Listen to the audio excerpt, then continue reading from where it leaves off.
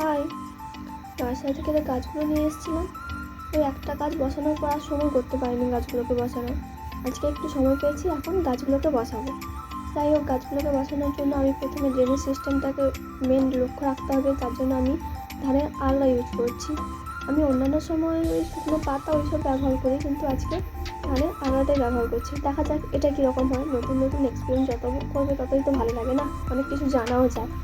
যাই হোক, আমি এই গ্রো ব্যাগটাকে বাঁচানোর জন্য ঠিক বলবো না, গ্রো ব্যাগটা অ্যাকচুয়ালি আমার প্রয়োজন। কেন প্রয়োজন সেটা তোমরা পরে দেখতে পাবে। যাই হোক, 1 ঘন্টা আগে গাছটাতে ভালো করে জল দিয়েছিলাম যাতে মাটিটা নরম হয়ে যায়।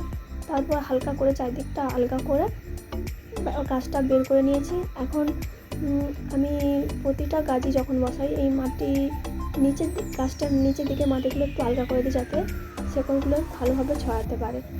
আর এটা